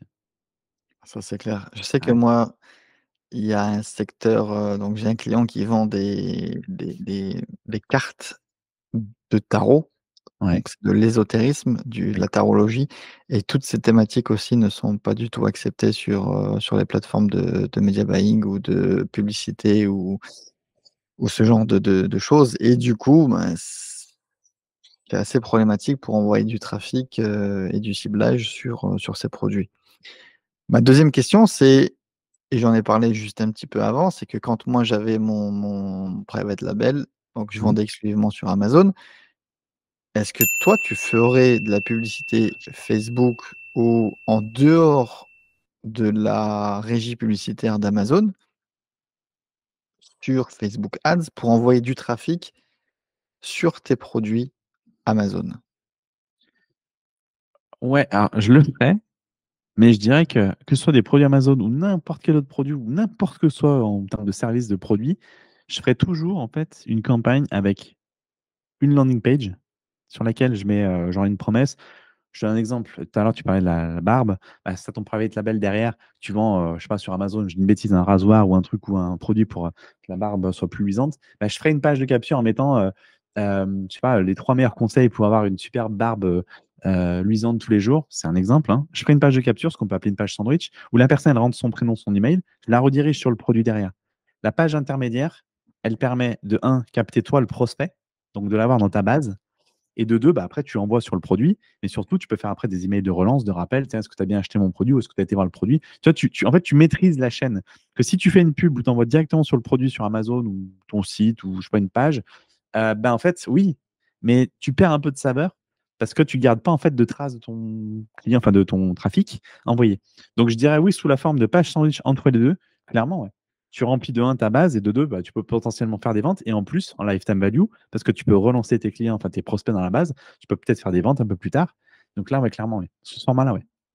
Et en plus, tu chauffes ton pixel parce que du coup, tu l'as pixelisé et tu peux faire du retargeting ou que sais-je. Exactement, OK. exactement. Très, très, très, très bon conseil. Très, très bon conseil. J'avais lu un post sur LinkedIn de Yomi Denzel. Il disait qu'il y a quelques semaines, il a un mec qui lui a envoyé un message ou qui a répondu sur une de ses publicités justement en commentaire, que si tu fais de la pub pour vendre sa formation, en l'occurrence, c'est que c'est que les temps sont durs, c'est que c'est galère, c'est qu'il a besoin de thunes, c'est qu'il a besoin de faire des ventes. C'est quoi ton sentiment là-dessus? Ben, j'aime bien toujours, parler avec des choses, avec des exemples. Moi, ça me parle beaucoup. On va prendre un truc qui parle à tout le monde, Apple. Tout le monde connaît, hein. Moi, je suis pas pro Apple perso, mais tout le monde connaît Apple. Ils vendent leur téléphone, tu sais où tu peux aller. Tu vas dans un Apple Store, dans un magasin, tu vas trouver et pourquoi ils font de la pub à la télé? Parce qu'ils parlent de leurs produits. Ils parlent de leurs produits, ils les mettent en avant et honnêtement, ils ont même pas besoin de ça. Steve Jobs, à l'époque, faisait, un post, Twitter ou Facebook, c'était la ruée le lendemain matin, dans les Apple Store. Il y a même pas besoin de pub, télé. Mais ils font quand même de la pub télé, par exemple. C'est un exemple, c'est un média qu'ils utilisent, comme la radio, comme plein d'autres choses. Dès qu'il y a un téléphone qui sort, ils en font de la pub. Et pourtant, ils ne sont pas à l'agonie. C'est même une des boîtes les plus rentables une trésorerie les plus importantes. Et ils font de la pub. Et en fait, voilà, moi, je pars par l'exemple. Et quand je vois ça, quand je me dis ça, c'est humain et c'est normal de faire de la pub. Parce que si tu fais de la pub, c'est que tu as envie d'étendre tes canaux de visibilité et d'aller chercher peut-être potentiellement des gens que tu n'aurais pas pu trouver avec l'organique ou donc je trouve que c'est bien, c'est plutôt sain sous ce format-là. Enfin, je vois pas le mal. Mais je pense qu'on cherche le mal partout où il y en a pas. Et des gens comme ça qui commentent les pubs, j'en vois plein d'ailleurs, qui ont une haine viscérale contre le monde, le capitalisme et plein de choses. Tu sens que c'est les gens qui critiquent tout ce qui se passe. Mais en fait, je trouve ça non, c'est sain de faire de la pub parce que ça montre que la personne, elle cherche à avoir d'autres clients et puis de toute façon, tu fais une pub, c'est aussi pour aider les personnes avec ton produit, avec ton service donc encore une fois, j'aime souvent dire: «Mais si les grands le font», quand je dis les grands, c'est Apple et autres, ils le font clairement, je me gênerai absolument pas. D'ailleurs, je me gêne absolument pas pour le faire. Donc mon avis là-dessus, c'est que non, il faut étendre ses canaux, diversifier ses canaux. Et je préfère un mec qui fait de la pub sur sa formation, qui a peut-être du SEO à côté, qui a de la pub, qui a peut-être des influenceurs qui parlent de son produit, enfin de diversifier. Parce que si demain Facebook te ferme ton compte, tu peux plus faire de pub, bah, tu as d'autres canaux d'acquisition. Que si tu fais que de la pub et que ça, ou que de l'organique, et que je sais pas, Google te déclasse ou j'en sais rien, bah, tu te casses la gueule. Donc au contraire, c'est plutôt ingénieux d'en faire sur plusieurs plateformes. Donc la pub fait partie intégrante d'une stratégie vente normale, quoi. Il y a pas de mal à ça, en tout cas. Romain, tu nous as donné un petit cas concret sur mon private label de barbe Oui. avec Papage Sandwich. Est-ce que, très bon conseil d'ailleurs, est-ce que du coup, tu pourrais nous donner une petite idée de ce que toi, tu ferais en ads pour Cockpit Lab, à savoir ma formation Amazon FB Impact? Qu'est-ce que tu ferais? Qu'est-ce que tu mettrais en place pour, là, dans les 30 prochaines minutes, pour aller vendre à un public plus large ou faire connaître ma formation sur Facebook, sur Instagram et surtout toute la régie publicitaire de cette plateforme? Je ferais un je ferais un je ferais un two-step. Ce que j'appelle un two-step, c'est un peu un nom que j'ai inventé là, mais parce que moi, j'ai une pub qui tourne comme ça et que je trouve très bien, qui s'adapterait parfaitement à ton produit. Si je ferais, déjà dans l'idée de ma formation, je me dis: «Est-ce que j'ai un document, un e-book, ou même un début de module que je pourrais offrir pour faire connaître mon produit ou ce que je fais ou ce qu'est le private label ou ce qu'est la vente sur Amazon, par exemple?» Je ferais un 1er point comme ça avec un petit bonus, un petit truc gratuit.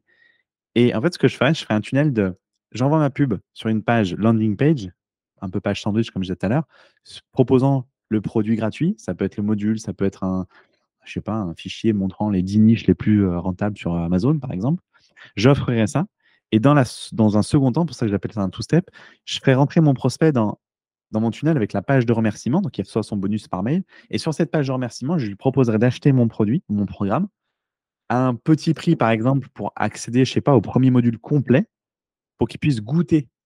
Parce qu'on va reprendre un exemple, c'est connu comme le monde, mais ça marche peut-être moins maintenant, mais ça a toujours été utilisé. Dans les grandes surfaces, par exemple, on te fait goûter un produit quand tu te balades, tu goûtes le dernier jambon ou je sais pas quoi, ben en fait, on te met un peu dans le caddie déjà, parce que tu es en train de manger, ça c'est bon, mais du coup, tu en achètes. Globalement, c'est ce qu'ils essayent de faire.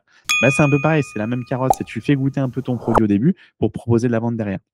Sur un tunnel comme ça permet de, un, capitaliser sur des leads que tu vas pouvoir relancer après pour peut-être acheter ta promotion ou ta formation pardon, à un autre moment.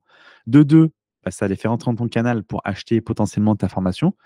Quand je dis un module, ça permet de faire un petit prix. Parce que souvent, c'est un trafic qui est encore un peu froid, il faut commencer à les chauffer. Donc, petit prix, ça permet aussi de mettre un premier pied dans la porte. Et donc, potentiellement, après, tu as le potentiel, encore une fois, de pouvoir upseller sur ton programme peut-être complet. Et là, ça peut être intéressant. Donc, c'est vrai que ça demande à décomposer un petit peu, désarticuler un petit peu ta formation, mais ça peut être une super belle approche parce que même si la personne, au pire, elle n'achète pas, tu capitalises sur j'ai des prospects.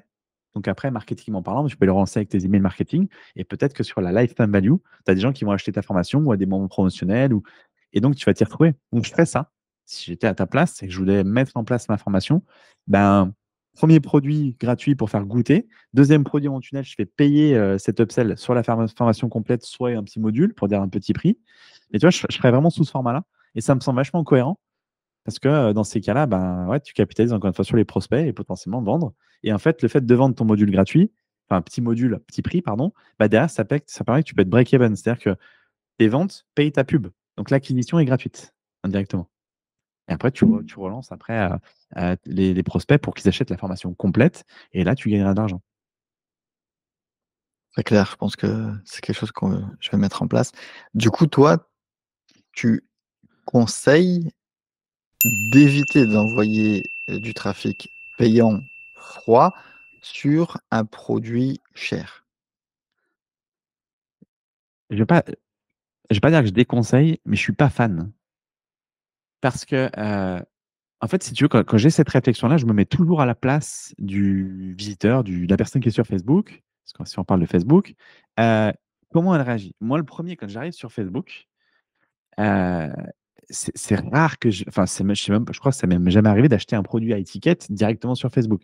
S'il y a un produit qui me plaît, même si c'est un Français ou un Américain que j'aime bien suivre, je vais commencer à le suivre, à regarder et j'achèterai sa formation peut-être dans quelques jours, quelques semaines. Sauf, si voilà, j'avais vraiment besoin, mais avant d'acheter un truc à étiquette, franchement, enfin que la personne elle soit forte en marketing et encore, j'ai besoin de temps et je me dis que mon prospect, c'est pareil, il a besoin de temps aussi parfois pour réfléchir, donc sur ce frontal-là, je suis pas fan effectivement de vendre directement. Après, peut-être que je peux me tromper. En tout cas, moi, dans ma perception, je préfère faire soit un petit produit, soit capitaliser sur je récupère des prospects et après, j'ai foi en mon expertise pour lui vendre quelque chose par mail parce que j'aime bien les mails. Donc, si tu veux, Vendre en frontal, ouais, mais, mais plus en two-step, comme je t'ai dit. Je pense qu'il y a plus de valeur à faire comme ça que de vendre directement. Je la fais simple. En gros, tiens, viens acheter mon produit, clique et t'achètes sur la page de vente. Sur un trafic froid. Après, sur un trafic engagé, des gens que tu retargetes, qui te connaissent déjà, qui connaissent déjà tes produits, oui, pourquoi pas. Mais si on prend juste le principe de base de la pub en elle-même sur un trafic froid, je suis pas fan. Ouais. J'aime mieux faire en 2 fois ou pas directement vendre tout de suite, mais vendre après, mais par mail par exemple, mais pas forcément les exposer à la page de vente tout de suite. Ouais, tout à fait. Vaut mieux, dans un premier temps, rentabiliser ton ads Mm. plutôt que d'essayer de convertir à un petit pourcentage sur un produit high tickets. Et je suis totalement d'accord avec toi, mais ça reste, comme tu l'as dit, de décomposer ton produit, ou de faire des petits produits, ou faire ce genre de choses. Et du coup, là, tu peux contrôler ton coût d'acquisition, de Mm. faire dans un premier temps de la rentabilité et du mass market en envoyant beaucoup, beaucoup de personnes sur cette landing page et dans ton tunnel, chose qu'on en a discuté dans la deuxième partie de cette interview. Oui. Et ensuite, ben, de faire son travail de nurturing et d'évangélisation de ton produit, de ton service ou même de ta niche, parce qu'il ne Mm. faut pas que vendre, c'est ce qu'on avait dit aussi. Oui. Et je suis totalement d'accord avec toi. J'avais une question parce que moi, comme je te l'ai dit encore une fois, j'ai pas fait de publicité, mais j'en vois quelques-unes parce que je suis un client potentiel, d'accord? Oui. Il y a quelque chose sur lequel je crois qu'on a discuté dans le premier épisode, c'est les commentaires. En fait, je vois des concurrents qui font des publicités assez money maker, on va dire, Ouais. assez pushy et du coup, ils se font déglinguer en commentaire. Mm. Toi, ton conseil ou ton œil avisé, c'est de répondre, c'est de supprimer la campagne et d'en refaire une autre? Parce que je pense que c'est ce qu'ils font, ou plutôt de rien faire et de laisser tourner le truc? Ça, ça c'est une bonne question parce que ça, c'est un sujet sur lequel je ne vais pas dire qu'il fallait pas me chauffer avant, mais je montais vite en température quand je voyais ça parce que c'est vrai que les gens s'emballent tellement vite sur les pubs. Moi qui faisais pas mal de pubs. Juste pour la petite aparté, je sais plus, il y a peut-être 2 ans, non, il y a 3 ans maintenant. J'avais fait une pub et il y a un mec qui m'avait un peu chauffé dans mes commentaires qui disait pour moi, il disait de la merde, mais il se permettait de dire de la merde. Donc je lui ai dit: «Bah, écoute, plutôt que t'amuser sur les réseaux, viens, on se fait un Zoom, on se parle». Il a accepté, il a fait le Zoom, il est venu, on a discuté et déjà je sentais que j'allais rien en faire parce que je me sentais déjà réticent et bref, on a discuté pendant 1 heure, puis à la fin, il me dit: «Ah merci», puis il m'a même envoyé un mail, il me dit: «Ah merci et tout, c'est cool et tout». OK. Et en fait, ce con, il était dans ma séquence email, je l'avais pas vu. Il a reçu 2 jours après un mail automatique qui le remettait en séquence. Et là, il m'envoie un mail pour me dire: «Tu es vraiment un connard, du coup, tu es un vendeur de tapis comme les autres» et cetera. Bref, je me suis dit: «En fait, ça sert à rien des fois de chercher à comprendre quand» excuse-moi de dire ça, mais quand l'humain est con, mais pas chercher à comprendre.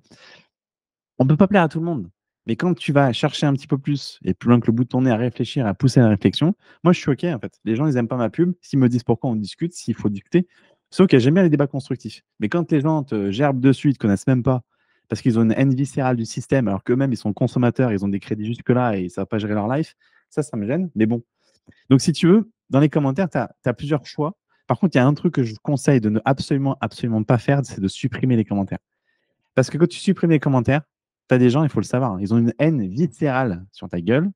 Et donc, ils vont revenir sur ta pub. Parce que, attention, hein, à ce niveau-là, ta pub devient leur leitmotiv numéro un. Tu vois, tu as l'impression que tu leur as fait quelque chose de mal et ils tombent dans leur viseur. Et en fait, ils vont revenir sur ta pub et ils vont voir que le commentaire n'y est pas. Et alors là, tu as le droit à un déballage absolu de dire regardez, il supprime ses commentaires, c'est un connard, etc. Là tu as droit à tous les mots. Là. Donc, ça, il ne faut pas les supprimer. Après, bien sûr, il y a un niveau de bienveillance et de tolérance. Si le mec il t'insulte, déjà sur la pub, tu peux extraire les gens qui balancent des insultes ou qui balancent des mots, des gros mots. Et après, si vraiment c'est insultant, tu peux aussi dénoncer le commentaire parce qu'à un moment donné, c'est pas la jungle non plus Facebook, tout le monde ne fait pas ce qu'il veut. Il faut savoir que les gens aussi doivent rendre compte de leurs actes. Donc, c'est de signaler si jamais. Si le commentaire n'est pas trop mauvais, il faut le laisser. Parce que les gens qui sont sensibles à ce que tu fais, à ta personne, à ton offre, à ton copywriting, eux, ils sauront déceler le bon du mauvais. S'ils voient un mec qui a une haine viscérale sur ta gueule et qui met des sales commentaires, par contre, eux sont séduits par, je sais pas, ton approche, qui t'es, etc. Ils vont pas tenir compte de ça. Aujourd'hui, pour globaliser, on va reprendre ce que tu me l'as cité tout à l'heure. Yomi et Oussama Hamar, ils font beaucoup de podcasts ensemble. Oussama Hamar, il marche comment? Il fait que du bad buzz. Bon, après, il raconte beaucoup d'histoires un peu rocambolesques, mais il a tellement fait de bad buzz que sur TikTok, ils font des milliers, centaines, des millions de vues sur leurs petites vidéos courtes parce qu'il fait parler de lui. Et en mauvais en plus. Mais après, les gens vont voir. Puis après, les gens commencent à bien l'aimer, puis ou d'autres l'aiment pas. Mais ça part de bad buzz souvent. Donc, si tu veux, ta pub, elle peut démarrer pareil. Par contre, c'est vrai qu'effectivement, faire très attention. Donc, tu as le choix de, si c'est un commentaire constructif, de répondre en commentaire dessous. Ça montre que tu es attentif à ta pub. Si c'est un commentaire un peu haine viscérale, le mec, tu sens que tu peux rien en faire, laisse, faut pas répondre, pas rentrer dans leur jeu, parce que sinon, c'est sans fin. Et si ça a un degré vraiment de violence absolue, c'est pour le coup de signaler à Facebook. Mais voilà, il faut faire attention parce que quand tu as des gens qui tombent dans leur ligne de mire, vraiment, sur la pub, c'est terrible, hein. Facebook, ça, c'est pour ça, c'est assez chaud. C'est que des gens te suivent, hein. Tu refais une campagne, ils vont rebelote, parce qu'en plus, indirectement, ils vont te retaguer, recibler, et rebelote, ils te tombent dessus. Donc là, ça, c'est chaud. Donc je l'avoue que c'est aussi là que tu comprends.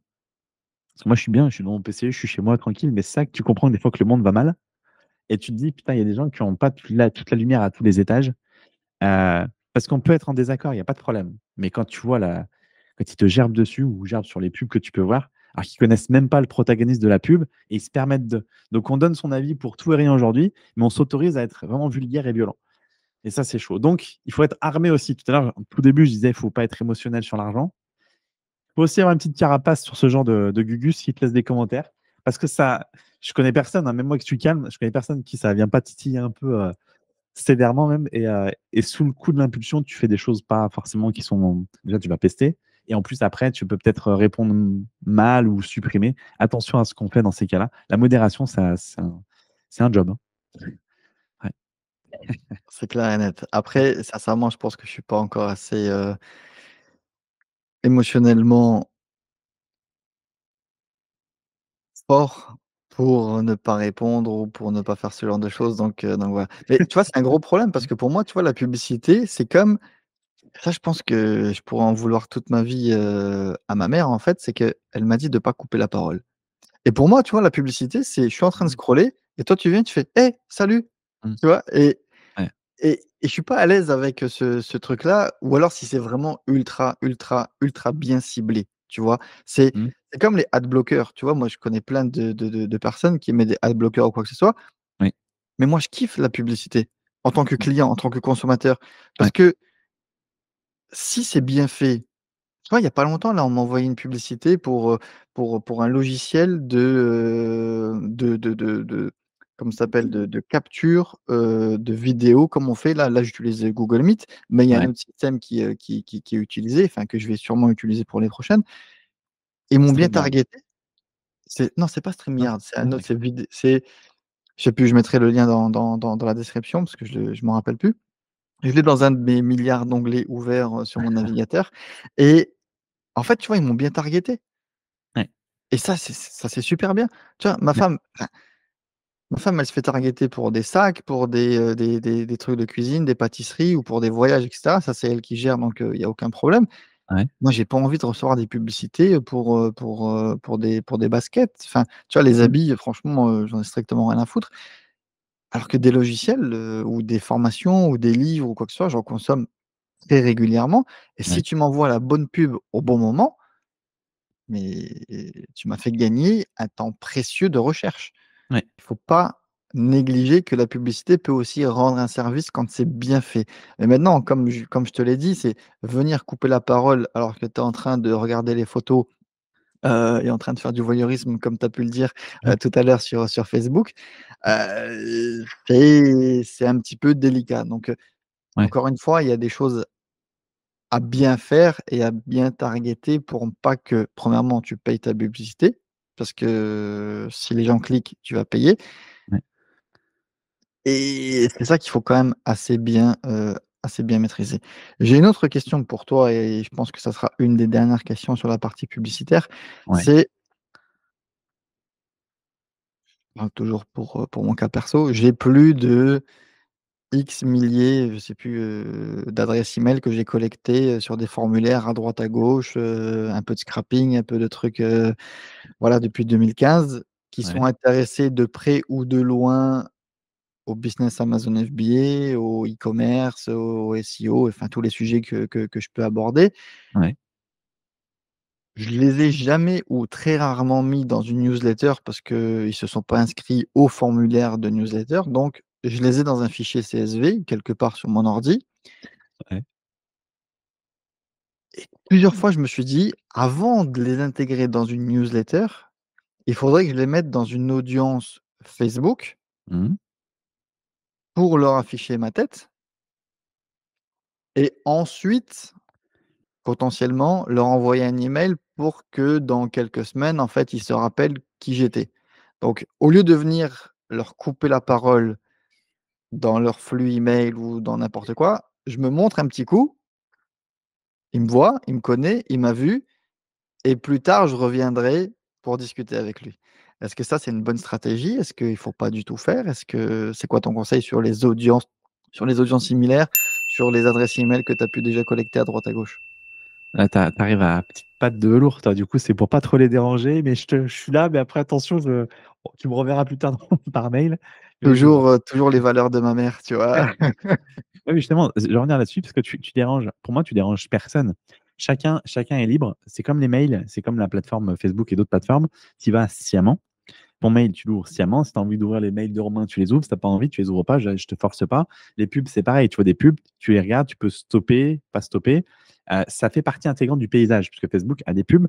Les plus intrusives, qui sont un peu pénibles, c'est souvent YouTube. Tu regardes une vidéo et là, pour le coup, ça coupe et tu passes. Ça, je trouve, c'est un peu parfois pénible parce que la vidéo, la pub n'a pas forcément matière à être le même sujet que ta vidéo ou pas tout à fait. Donc ça, je trouve ça moyen.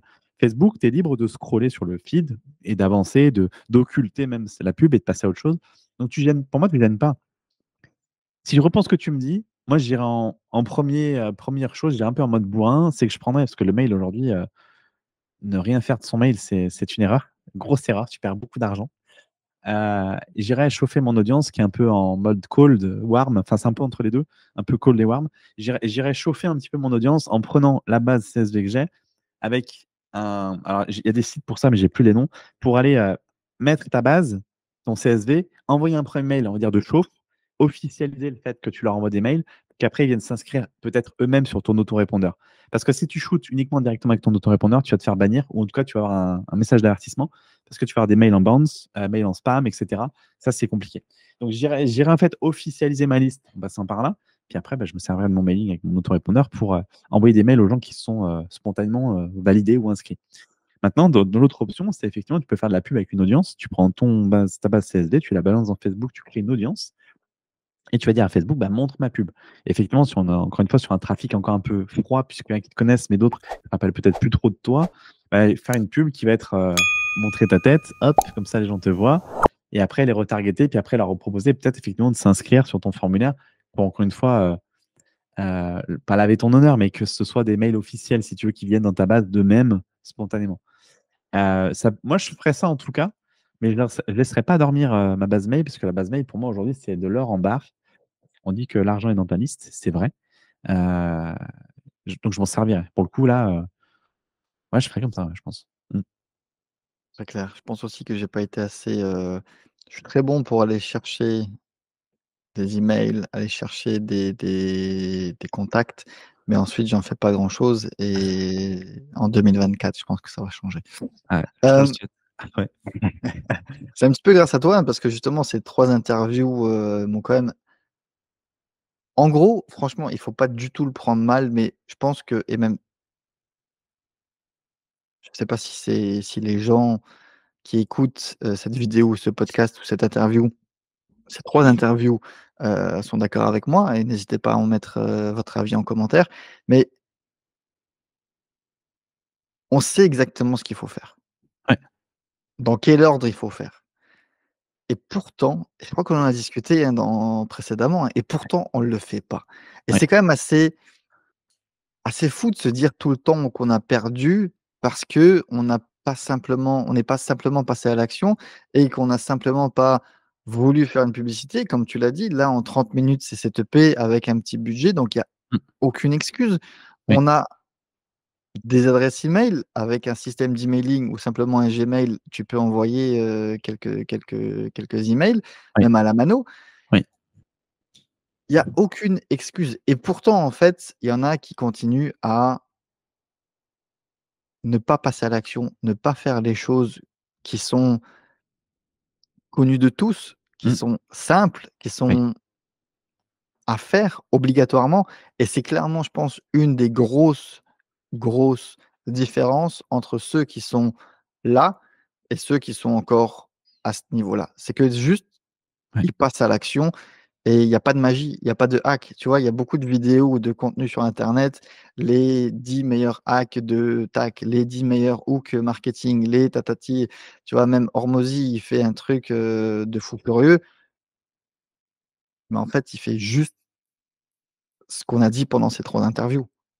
Ah mais complètement. En plus, il fait que régurgiter, à sa manière, hein, puis il y a pas de mal à ça, puis c'est pas une critique. Il fait que régurgiter ce qu'il a connu avec Tony Robbins et surtout Russell Brunson en marketing. C'est tout. Il le démocratise à sa manière parce qu'il y a ces fameux, schémas là qu'il fait et cetera qui impactent d'ailleurs les gens se rappellent que de ça. Mais oui, oui, carrément, mais tout ce qu'il dit et fait, oui, il y a de son expérience à lui, mais globalement, fondamentalement parlant, c'est comme nos interviews, bah, en fait, on n'invente rien, enfin, on n'a rien inventé si tu veux et on a tout, à portée de main sauf que je globalise, mais l'humain peut être parfois feignant ou peut-être procrastinateur et du coup, il passe pas à l'action et tu l'as dit, entre ceux qui sont là et ceux qui sont là, mais une différence, c'est, déjà la discipline. La persévérance fait que tu peux prendre, 2 enfin même, je sais pas, la stratégie marketing et tu la donnes à 10 personnes, tu auras 10 résultats différents. Tu en as qui vont rester sur la ligne de départ, d'autres qui seront déjà là. C'est vraiment la persévérance, c'est le personnage qui est derrière ça qui fait la différence. Parce que oui, on n'invente rien, hein, le marketing, il y a des stratégies marketing qui sont vieilles comme le monde et qui marchent encore très bien, mais encore faut-il les appliquer. Exactement. Romain, on arrive à la fin de ces 3 interviews. Merci beaucoup pour tout ce que tu as partagé. On arrive sur les questions de la fin. Du coup, je ne les ai pas fait épisode par épisode, mais sur celui-ci.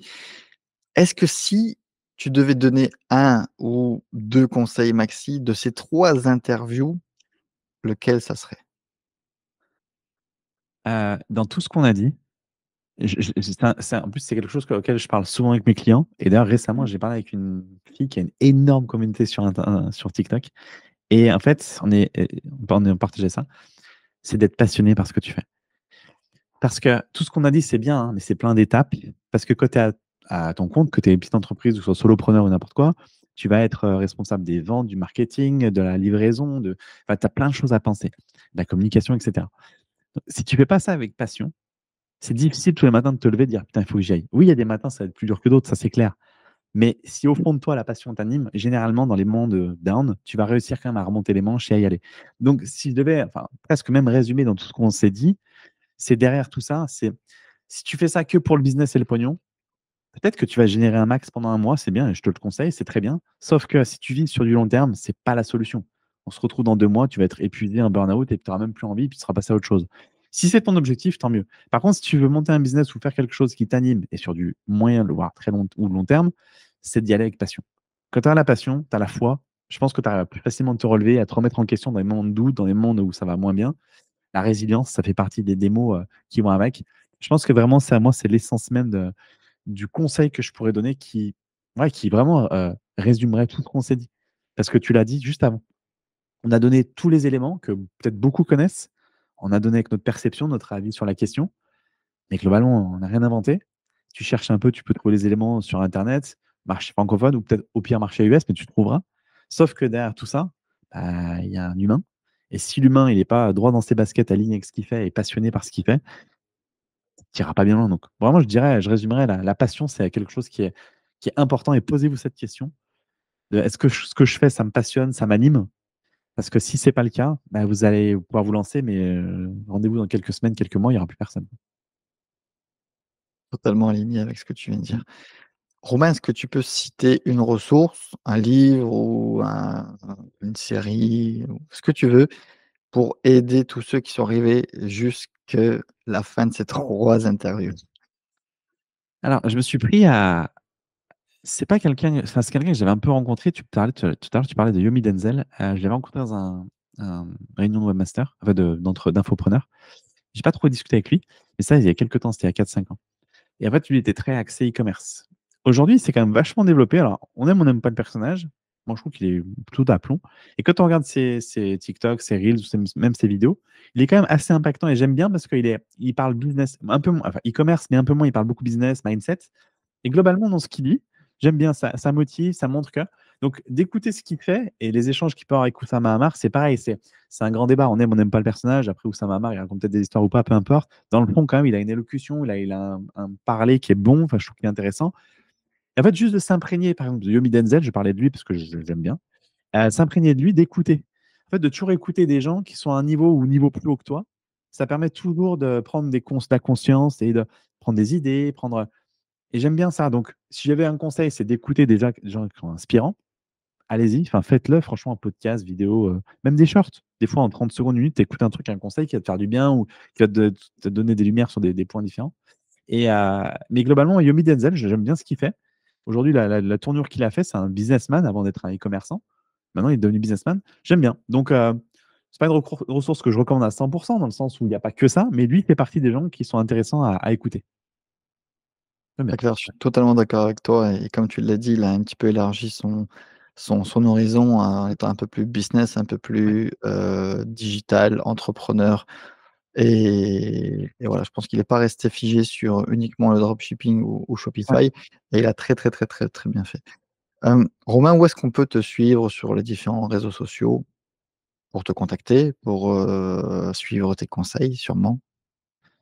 Facebook. J'aime bien Facebook. Je suis assez présente sur Facebook. J'ai mon profil perso auquel j'anime bien et puis j'ai un groupe Facebook aussi. Mais mon profil Facebook et après il y a un truc que j'aime beaucoup faire aussi, moi j'anime une newsletter. J'adore faire ça sur l'IA essentiellement, je le dis parce que j'ai un peu changé mon positionnement. J'aime bien l'IA, mettre l'IA au service des solopreneurs et donc on peut me retrouver, on va dire, publiquement sur, Facebook pas mal et après effectivement dans le newsletter que j'aime bien animer. Voilà globalement après, c'est un profil public que j'ai donc après on peut me contacter via ce réseau-là. Impeccable. Je mettrai tous les liens dans la description. Romain, est-ce qu'on peut déjà prendre rendez-vous dans quelques semaines, dans quelques mois pour faire un petit peu le point sur les nouveautés, Ouais. les nouvelles tendances? Peut-être que dans 6 mois, Facebook n'existera plus et que du coup, il va falloir un petit peu remettre, toute cette stratégie d'aplomb. Peut-être que les tunnels de vente n'existeront plus ou ça sera plus à la mode. Sincèrement, j'en doute, mais on ne sait jamais et surtout à la vitesse, que ça va, il faudrait peut-être qu'on se fasse une petite épisode sur l'IA, ChatGPT Ouais. et ça serait vraiment cool. Donc voilà, Ouais, j'ai envie de te dire, dans cet élan de continuité, si ça plaît effectivement aussi aux gens qui nous écoutent ou qui nous regardent, l'IA serait vraiment la 4e vidéo qu'on pourrait faire ensemble. Déjà, ce serait avec grand plaisir et parce que tout ce qu'on a dit jusqu'à maintenant, il y a beaucoup de choses. Je pense pas vraiment qu'il y ait des choses obsolètes. Il y a des choses qui ont peut-être changé un peu, peut-être d'angle, mais globalement, la stratégie, elle restera la même. Sauf qu'aujourd'hui, il y a l'IA qui vient être saupoudrée de tout ça et ça peut être bien d'en parler parce que l'IA, pour le coup, l'IA évolue très, très, très vite. Donc, je pense qu'effectivement, l'IA serait un sujet qui ferait sens dans un prochain interview. Et là, on aura vraiment une globalité business totale, quoi. eh ben écoute, on programme ça très rapidement. Avec plaisir. Merci beaucoup Romain. Merci beaucoup, merci Jérôme pour ton invitation, c'était vraiment chouette.